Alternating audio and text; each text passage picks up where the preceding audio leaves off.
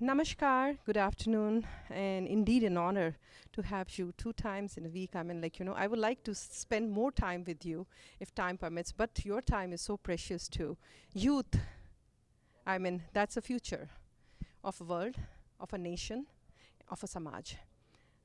Presenting to you Rahul, Kapoor, Jain, who's come from India, Bharat, on the 25th anniversary of Jain Mandir, JSMC, Jain Metropolitan Center of Chicago.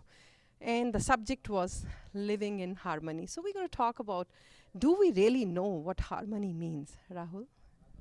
Well, a lot of us are talking about harmony in today's world, looking for harmony, and we have no idea where it is.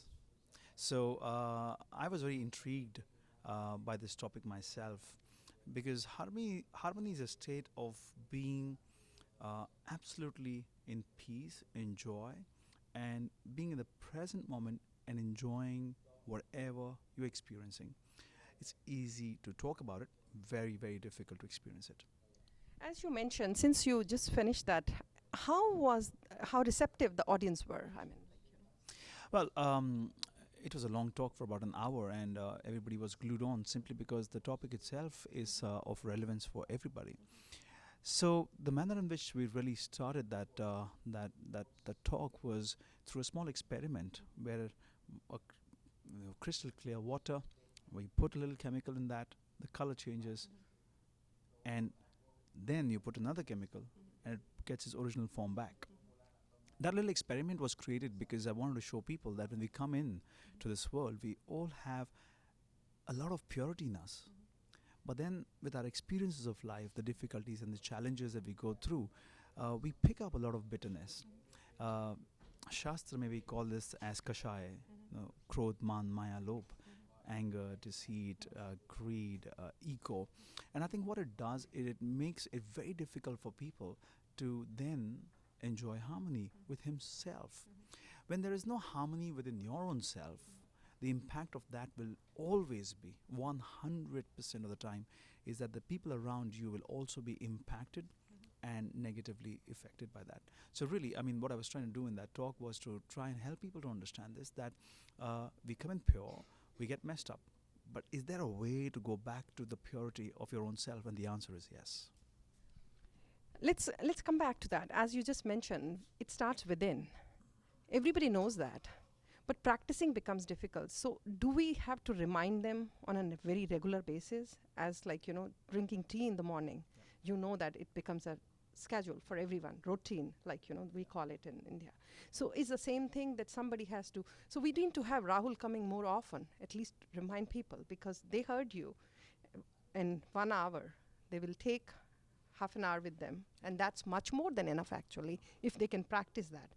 But then what happens, gradually it starts receding because few of them will continue to practice that does not happen. Right. So let me give you an answer in two parts. Part one is, of course, so how do you gain the purity? And the purity is gained through understanding the true self of who you are. Now, there are different ways in which we understand, but when you talk about the Indian context, we always talk about the soul. And if we talk about the soul and the true nature of the soul, you'll realize this, that the nature is to be loving, caring, forgiving, understanding, and it's not about anger, greed as much as we make out it to be. So it is important that people understand how to get back into that nature.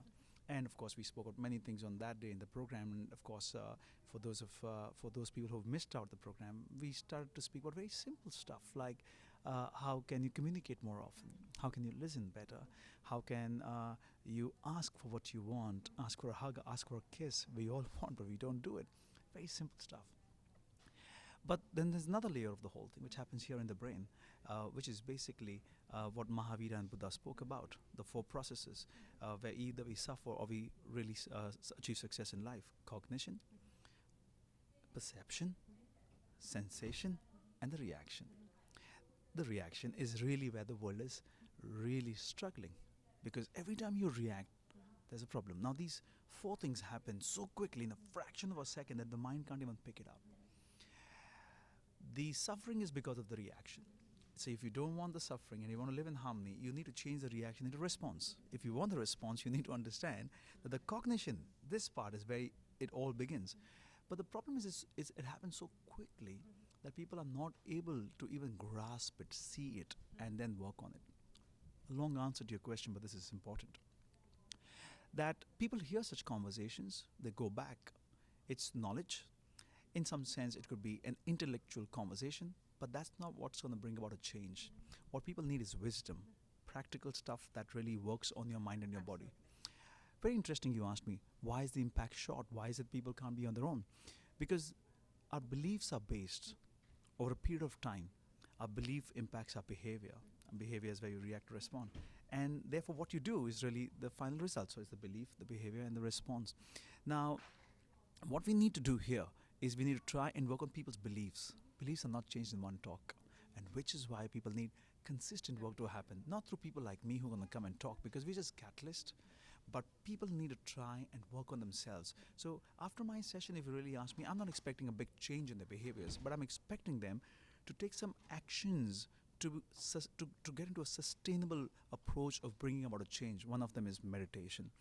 Not the meditation where you just close your eyes, but the meditation what I call Vipassana meditation is one of the best in the world. When you get into that zone, that's when people like me have done their jobs and you begin your job for a change that's going to be everlasting.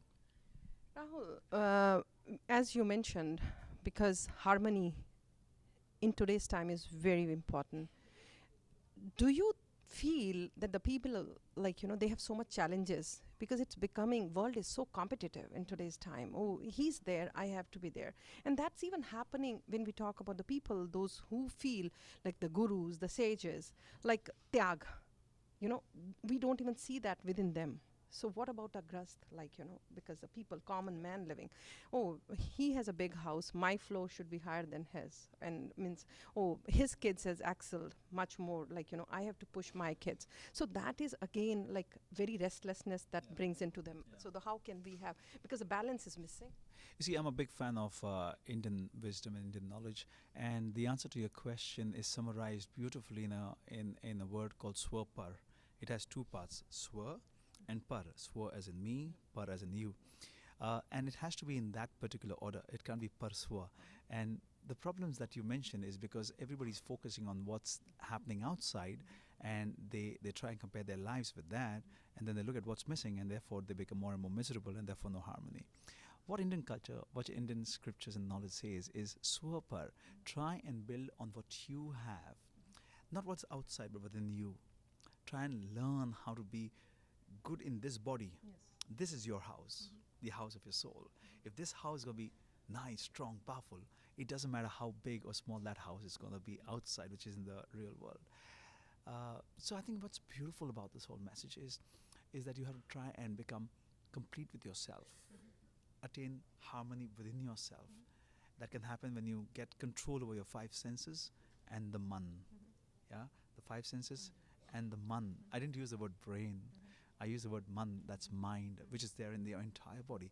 When you can control that, that's when you're going to realize this, that a control over this can help you to gain a control over anything else that you want in the world. Most people are not even aware of this. Why? Because we are just living our life thinking that we're going to go and achieve things outside. But when you kind of try and change that to start beginning to realize that you need to achieve things inside, you become peaceful, you become happy, and therefore harmony is going to come and fall at your feet.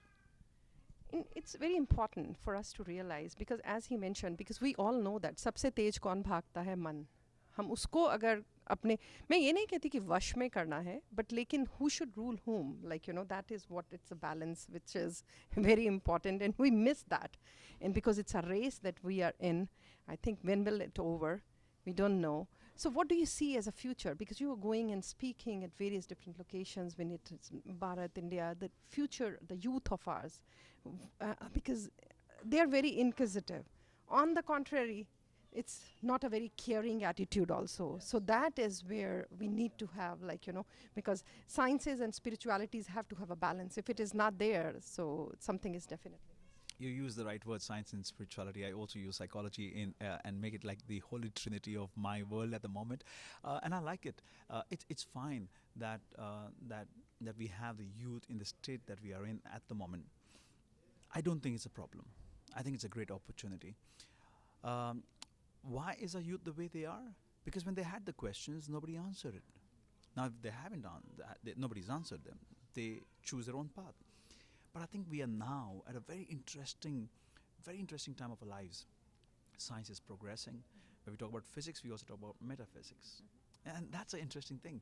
If we can try and just bring about awareness, the correct awareness, the right awareness, the pure awareness among our youth by taking their questions, talking to them, and then helping them understand the reality, and then allowing them to make the choice, I think we will do a great job with our youth.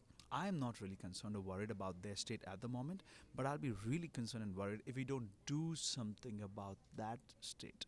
If we can bring them on, I think not only will they do far, far, far better than all other generations, they will also become the torchbearers for all that's going to happen in the future.